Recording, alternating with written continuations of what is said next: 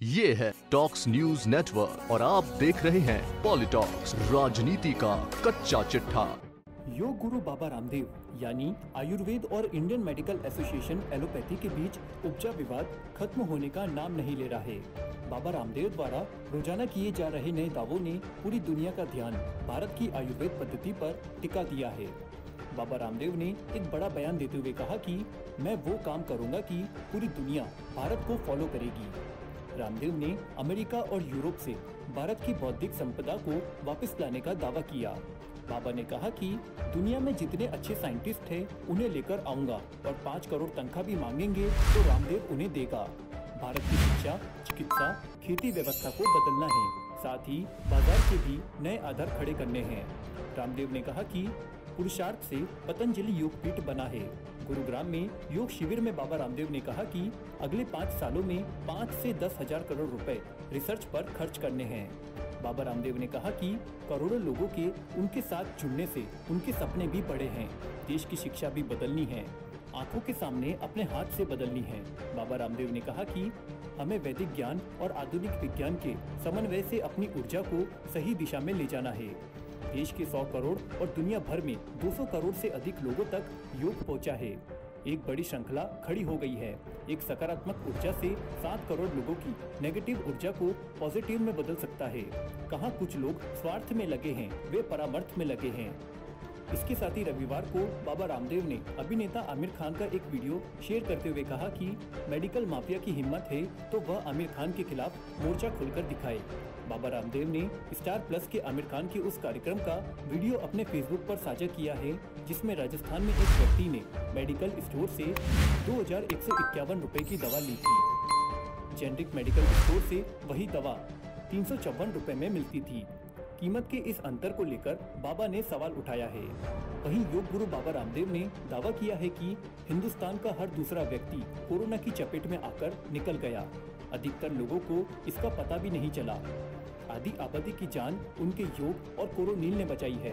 Naturopathy में पहुंचे लोगों से बातचीत के दौरान स्वामी रामदेव ने कहा कि वैश्विक महामारी दुनिया की सबसे बड़ी बीमारी है, जिसके सामने दुनिया के बड़े बड़े देश लाचार और धराशाही हो गए।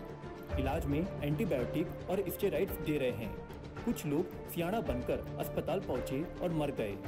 स्वामी रामदेव ने दावा किया कि कोरोना संक्रमण से मेडिकल से जुड़े कई लोग भी मर गए, लेकिन पतंजलि का सेंटर चलाने वाला कोई भी नहीं मरा।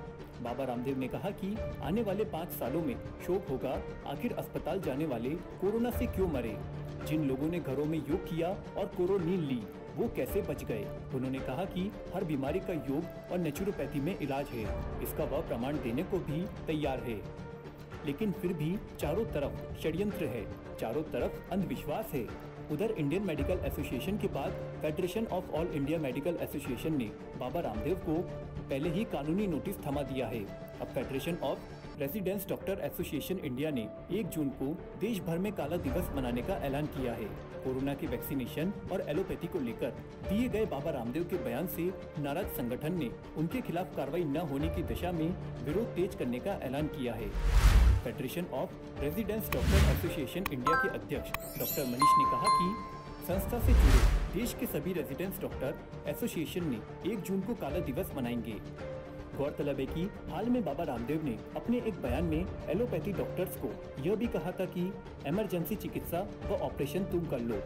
ये सब मैं भी जानता हूँ, किसी गलतफहमी में मत रहना। सरकार ने अगर आयुर्वेद को शल्य चिकित्सा की अनुमति दे दी तो इनके पेट में दर्द हो जाएगा। जिसे शल्य चिकित्सा आती है वो कर सकता है। जोर देकर बाबा रामदेव बोले हैं कि सर्जरी कोई साइंस नहीं बल्कि स्किल्ड है। जब रेडा में एक अनपढ़ 1 मिनट में शल्य चिकित्सा कर शरीर के किसी भी अंग से गांठ बाहर निकाल देता है और रोगी भी स्वस्थ रहता है। एक दिन शिविर में लाकर उसकी लाइव शल्य चिकित्सा दिखाऊंगा। स्वामी रामदेव ने आगे कहा है कि बुखार होने पर डॉक्टर बुखार उतारने की दवा देते हैं। बुखार किस कारण आया ये जानने की कोशिश नहीं की जाती। ये रोग मिटाने में लीपापोती करते हैं, जिस कारण शरीर पर दवाओं का नियंत्रण होता है। बड़ी गहराई की बात कह रहा हूँ, लेकिन आयुर्वेद व योगा अंदर से बीमारी का जड़ से नाश कर देता है। पॉलिटॉक्स ब्यूरो, दिल्ली। ये है टॉक्स न्यूज नेटवर्क और आप देख रहे हैं पॉलिटॉक्स, राजनीति का कच्चा चिट्ठा।